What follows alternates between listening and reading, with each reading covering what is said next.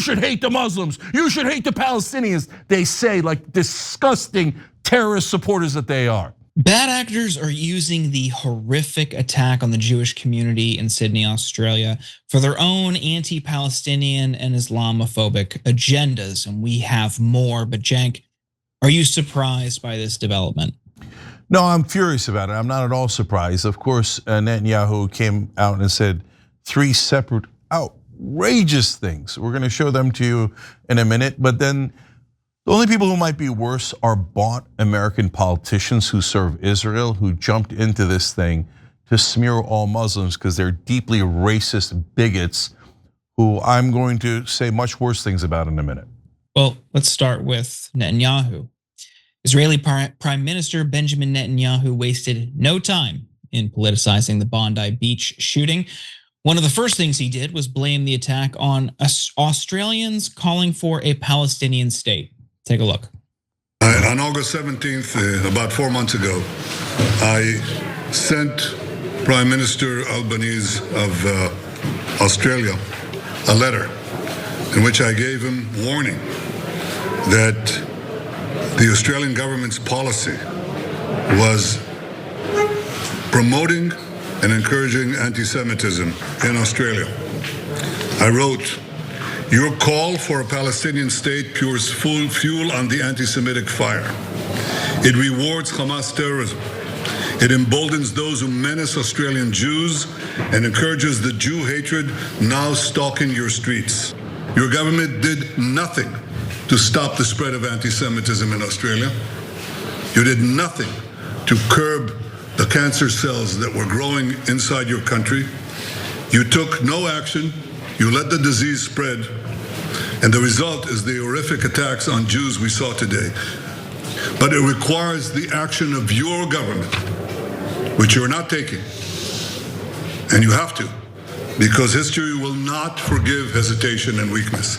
It will honor action and strength. That's what Israel expects of each of your governments in the West and elsewhere." Now that is an insane response to a mass shooting, but that evolved into calls for more war. The Telegraph is reporting that Israeli intelligence thinks an Iranian-backed terror cell may have been behind the Sydney attack. You can see that reporting here. The article was written by Melanie Swan in Tel Aviv and claims that Mossad is pinning the blame on Iran. Intelligence sources said the attack on the Bondi Beach celebration appeared to be sophisticated and well-planned and carried the hallmarks of Unit 910, Hezbollah's feared external operations arm. Hezbollah is an Iranian proxy and receives its funding and weapons from Tehran. But there's no evidence that Iran was behind the Bondi Beach attack at all. In fact, there's some evidence to the contrary. The Australian Broadcasting Corporation reported that 2 ISIS flags were found in the gunman's vehicle, and the younger gunman had previously been investigated over alleged ties to ISIS. ISIS is an enemy of both Iran and Hamas, not an ally. This is well documented according to the Wilson Center. The disparity between ISIS and Iran largely derives from their particular interpretations of Islam. ISIS, like Al-Qaeda and other jihadi groups, espouses a militant Salafi ideology. The Islamic Republic of Iran is predominantly Shiite. So that should pour cold water on the idea that Iran was behind this. But it clearly didn't stop Senator Lindsey Graham, who was pushing for more bloodshed. Take a look. Give Israel the green light to go in and finish off Hamas, destroy Hezbollah. If you can't get them to disarm diplomatically in Lebanon, come up with a military campaign to take Hezbollah down, work with Israel to do that. The world will never be safe as long as Iran has proxies like Hamas and Hezbollah. Do not rebuild Gaza. Do not invest in Gaza until Hamas has been disarmed. Stand with Israel without apology. Reject the idea that a Palestinian state is the right answer until the Palestinian state has been de-radicalized and demilitarized. To every Western government who's recognized a Palestinian state, you're rewarding killing Jews. And you'll notice the one country he didn't mention in that laundry list of places he wants to attack, bomb, overthrow the governments of was Australia. He's not really worried about Australians at all. It's about bloodshed. And Democratic Senator John Fetterman joined in too, echoing Netanyahu and Graham's claim that calls for a Palestinian state would lead to the death of more Jews. Take a look.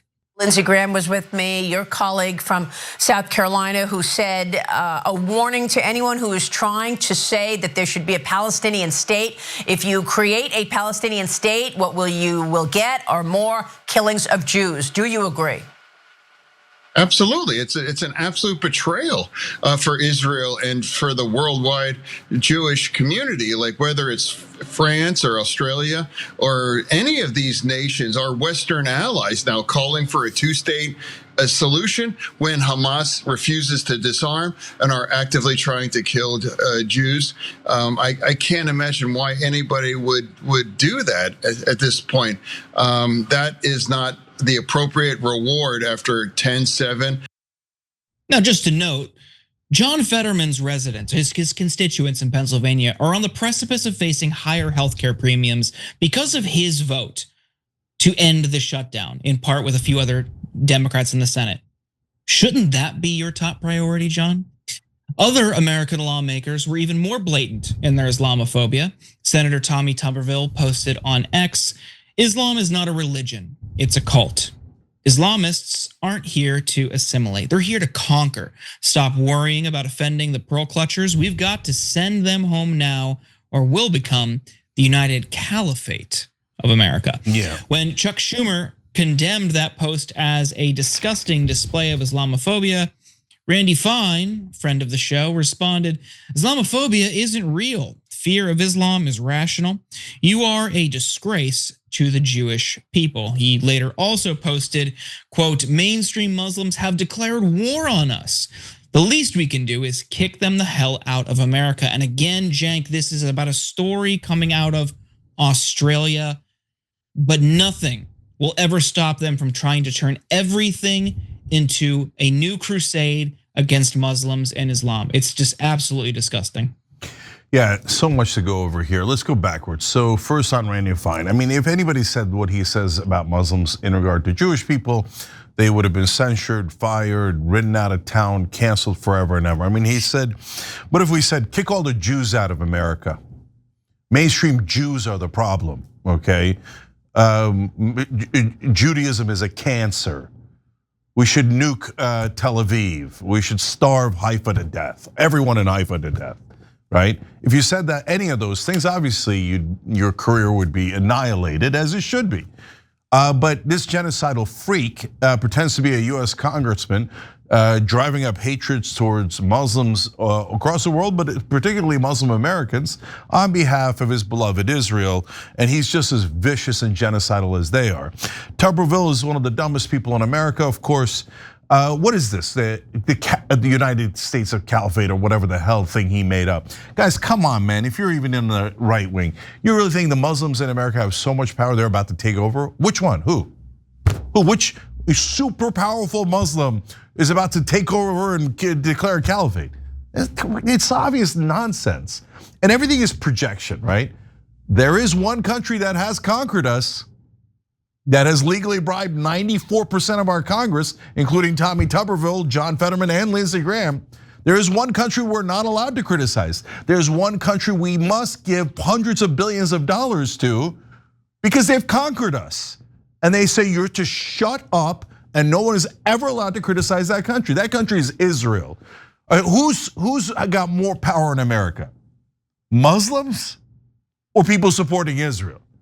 Come on, there's no human being who's stupid enough to think that it's Muslims and not people who support Israel. No, literally everyone in the country knows that, no matter what their opinion is, except national media and our politicians who almost all work for Israel. Now, if you say, oh, Cenk, you can't say that. I mean, look at this Fetterman bitch. Look at this Lindsey Graham monkey. They just come in here and they're like, oh, it is ISIS is Hamas and Hezbollah and Iran. No, you morons. ISIS is extremist Sunni. The others are Shia. ISIS believes any other sect of Islam is an insult to God and wants to kill everyone that is not their exact sect. They hate the Shia more than anything. And they hate the idea of national governments to begin with.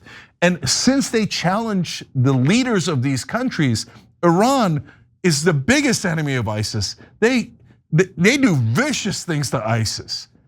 So to say that it was Iran because it was ISIS is to publish your ignorance, or the fact that you're a gigantic liar and you lie on purpose to create wars. And that's what Fetterman's about. That's what Lindsey Graham is about. They want to drive Americans into wars on behalf of Israel, get us killed, take all of our money, give it to Israel because they have been bribed by the Israeli lobby in this country. Yes, Supreme Court made it legal to bribe people. I get it, I get it. Other countries are gonna soon come in and bribe us too. And the Middle Eastern countries have all begun to bribe our politicians. But certainly Lindsey Graham is a bought bitch and has been his whole life. He's a disgusting warmonger who doesn't mind getting Americans killed. He supports the terrorism of Israel day in and day out. And what does he do? He's like, oh good, a shooting. Let me take advantage so I can start another war on behalf of Israel. You should hate the Muslims. You should hate the Palestinians. They say, like disgusting terrorist supporters that they are. So, I mean, guys, it's humiliating these days to be an American citizen. And whether it's a Democrat like Fetterman or a Republican like Lindsey Graham, they all come in and bow to Israel. They bow down and grovel and say, oh, you should murder the Muslims. You should kill the Palestinians. And you see how we're the moral ones. No, I don't. I think Graham and Fetterman are among the two most evil people in this country. And they don't have the excuse of bias. No, they're literally paid to be that evil and that immoral. They disgust me. Okay, so now we go to Netanyahu. Did you get a load of his arrogance there? And fascinating things he said. He said that he had warned Australians already. It almost sounded like a threat. I already warned you, you are to crack down on anyone who criticizes Israel. You're not allowed to make sure they're not allowed to protest, arrest them, abuse your own citizens on behalf of Israel. I already warned you. Yeah, now all of a sudden you got a terrorist attack. Okay, it's the Muslims, okay? No, and you don't hate Muslims enough. That's your problem. No, the problem here is hatred is what leads to violence like this. So no matter how disgusting Benjamin Netanyahu is, and the obvious fact that he's the biggest terrorist in the whole planet, easily, we are still rational, decent, moral people, and we don't go, oh, that means you should hate everyone that happens to be in Netanyahu's religion. No, of course not. Only an irrational idiot like Lindsey Graham or buffoonishly evil monster like Fetterman would say things like that. And Randy Fine is obviously a genocidal terrorist. So there's no redeeming qualities to Randy Fine at all as a human being. So, but they don't represent everybody on their side at all, okay? But when it comes to Muslims, obviously they smear away. Now, secondly, he says he commands the governments of the West, Netanyahu does. And he said, this is what Israel expects from your governments in the West, when he was talking about no one should ever be allowed to criticize Israel. And if you criticize Israel, there will be consequences, he says. Well, now you got me wondering, who the hell was it? Was it really ISIS? I know it wasn't Iran. It can't be ISIS and Iran. I see you lying 100%, which makes me think, that's weird. All three of you are lying. So then what's the real truth? Are you covering up the real truth? What is it? Who put these two guys up to it? I don't know. And I hope the Australian authorities do their best in finding out. But then he, on top of everything, to Jordan's point, shouldn't your hearts go out to Australians today? No, Netanyahu blamed the Australians. He basically said, it's your fault. You said that Palestinians are equal to Israelis and that they're not inferior and they're not subhuman and they should have the same sovereignty as all other human beings. How dare you? Since you're not as racist and bigoted as I am, you suffered this tragedy. It's the Australians' fault for not bowing down to Israel. I already warned you. I already threatened you, he said. But this guy's an out of control maniac trying to bully the whole world into agreeing with his genocide after genocide, grabbing more Palestinian land, massacring more Palestinians, and then smearing all Muslims. Barely has any sympathy even for the Jewish victims here. Barely talks about them. Immediately shifts over to everyone, A, must hate Muslims, and B, guys, come on, as we get to B here, did you not just see the talking point that all of them used at once? Israel literally sends talking points to their paid propagandists, the people who are supposed to be our representatives. And that's why I call them a monkey. They go out like a trained monkey and they're like, oh, if you are in favor of treating Palestinians equally, I am told by my Israeli overlords that you hate Jews. So if you don't want to discriminate and murder Palestinians, you're anti-Jewish. No, that's not true. I don't have a single Jewish friend who thinks that it's pro-Jewish to commit a genocide. They don't think that. They don't think that. Only the monsters in charge of Israel and in charge of America think that. And now they're slapping Australians across the face and saying it was their fault for being decent, wonderful human beings who recognize the Palestinian state. Everybody should recognize the Palestinian state. What does it mean that they can't have a state? That they're the only people on planet Earth who can't govern themselves? And then the enslavers do their list of demands. Well, we have been occupying the Palestinians for 58 years and we've been brutalizing them and killing them and taking their land and humiliating them. But we once offered a peace treaty where we would give a small portion of their land back to them. And the people that we are enslaving and occupying and have stuffed into concentration camps didn't take our generous offer of a tiny portion of their land back. So since the slaves did not like the offer of the slave masters, they are to be punished and further occupied. No, the occupation is a core evil. You cannot occupy other people and humiliate them and oppress them for 58 years and pretend that you are the good guys. You are not the good guys. That is a deeply immoral thing to do. And I'm not interested in your demands upon the people that you have oppressed and enslaved all these years. I'm not interested in it. Let them go, you monsters. I hope that's clear enough. Every time you ring the bell below, an angel gets his wings. Totally not true, but it does keep you updated on our live shows.